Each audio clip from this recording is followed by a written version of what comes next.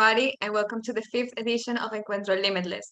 This is an event created and promoted by the CDLE in order to bring languages and people closer together. This is our second time online, and this is our final talk with a very special guest.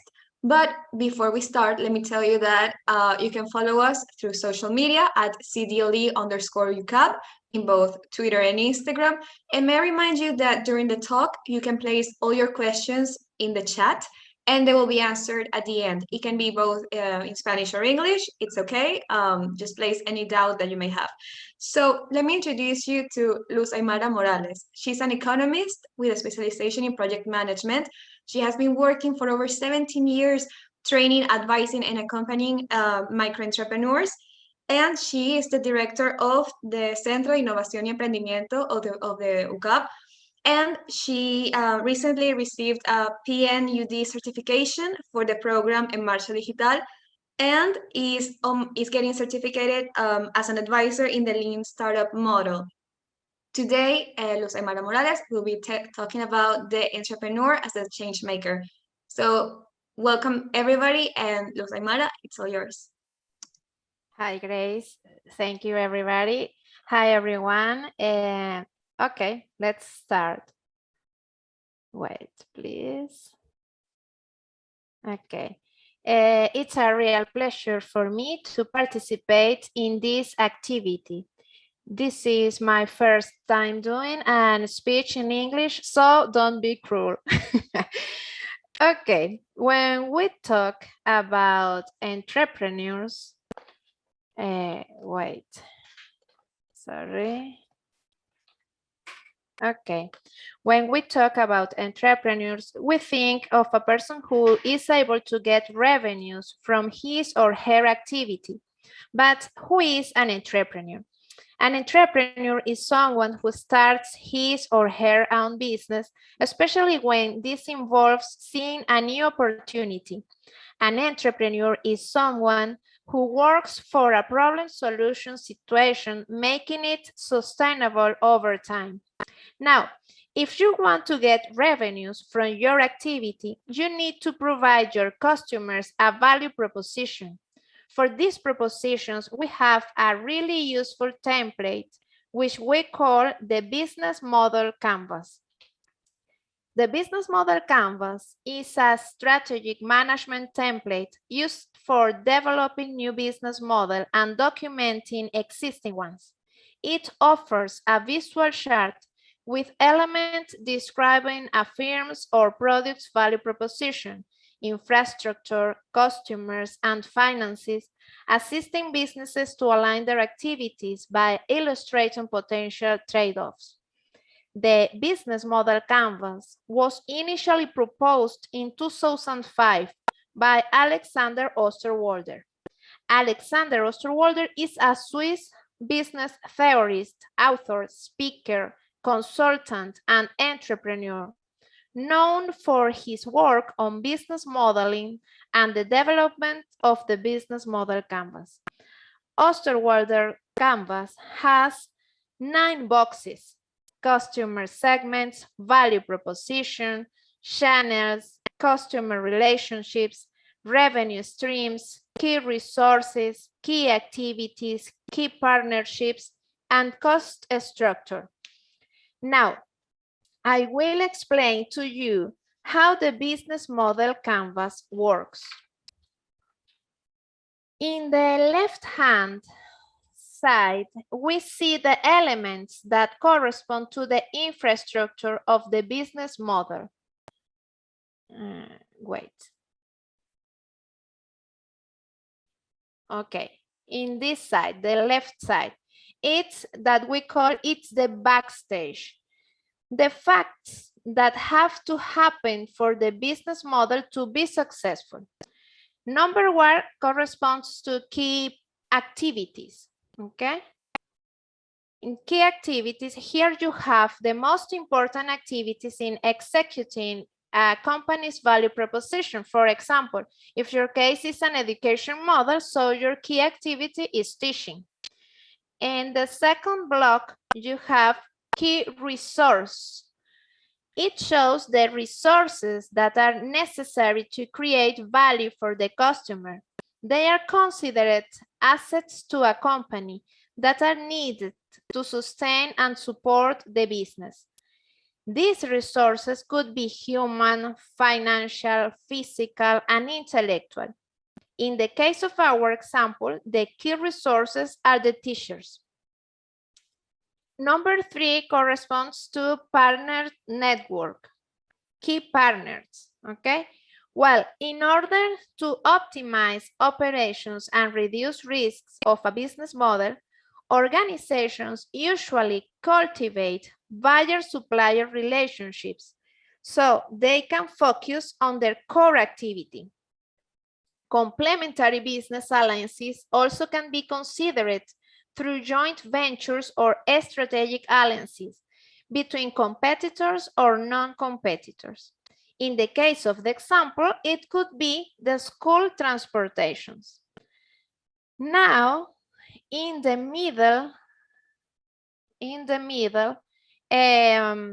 we see the offering, value propositions. These are the collection of products and services a business offers to meet the needs of its customers. According to Osterwalder, a company's value proposition is what distinguishes from its competitors. The value proposition provides value through various elements such as newness, performance, customization, design, brand, status, price, cost reduction, risk reduction, accessibility, and convenience usability. So the value proposition makes life easier for customers, and it doesn't imply that you have to be cheaper. On the right hand, on the right hand side, you have the customers. It's the front stage. Number 5 corresponds to customer segments.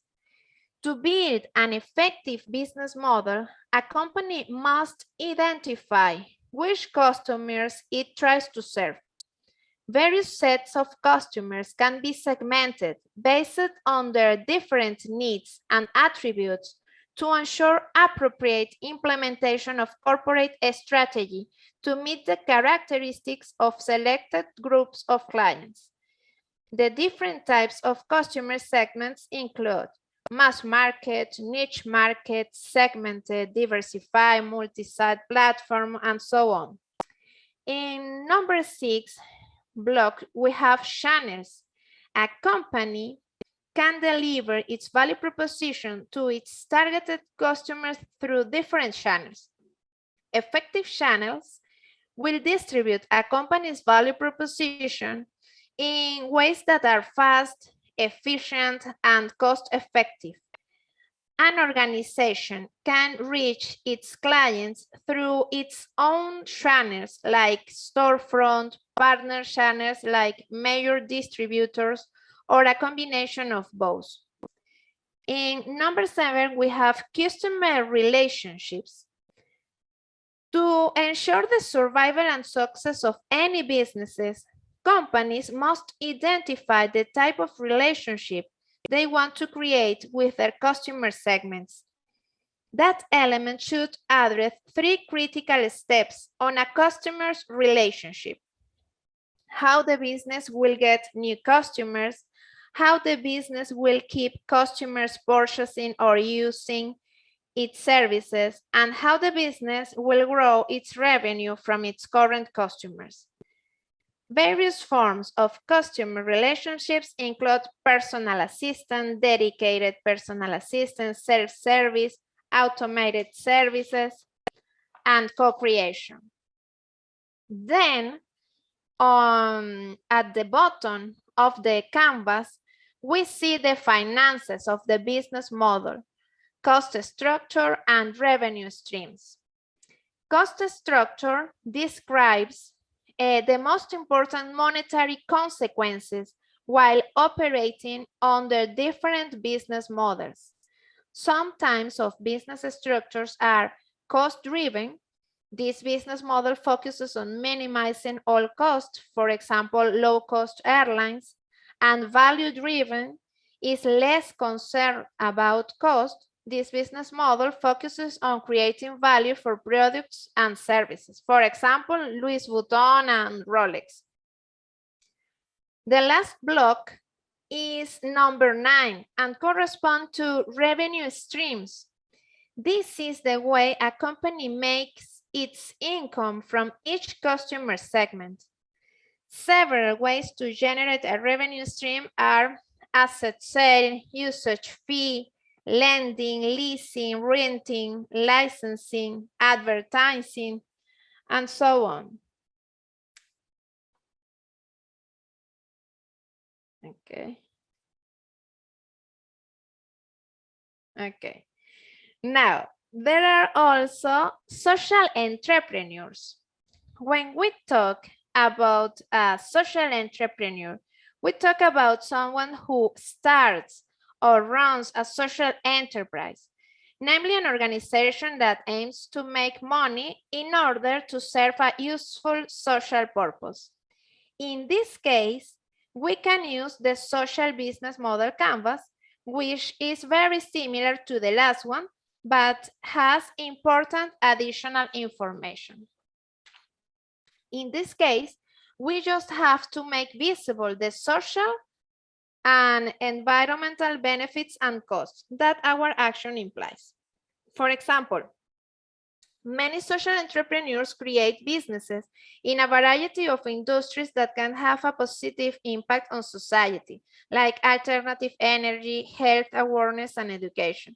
But it could also imply bad consequences for the environment, like contamination. Okay, nowadays, it doesn't seem to be enough to be a successful business person or social business person. We need people to care about real solutions of situation. So, who is a change maker? A change maker is someone who is intentional about solving social or environmental problems, motivated to act and create. A change maker needs systematic thinking. Systematic thinking is a simple technique for making sense of challenging situations and developing simple interventions for transforming them.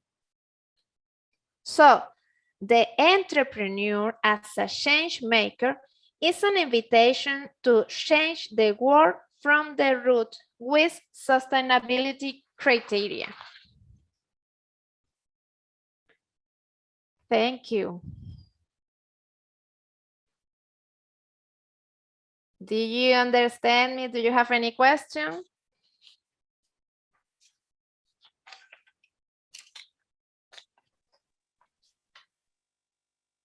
Let me check the chat.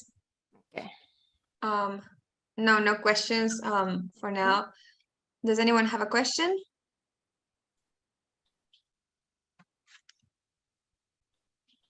Or Well, comments? I'm gonna ask you something about your presentation. Why do you think it's important to support new entrepreneurs nowadays?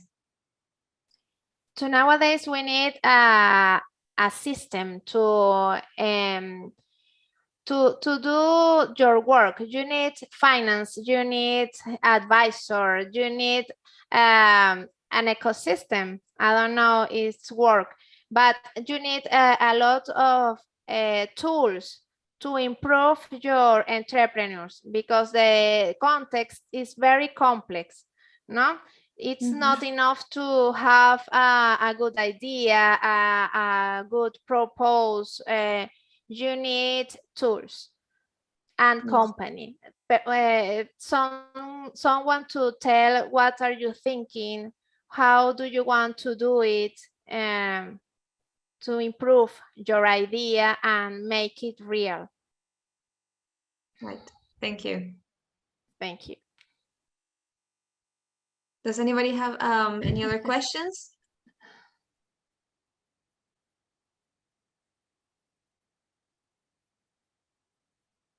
Well, Luz, Aimara, thank you so much for being here with us today. I mean, to close this cycle of Limitless with this amazing presentation. So thank you so much.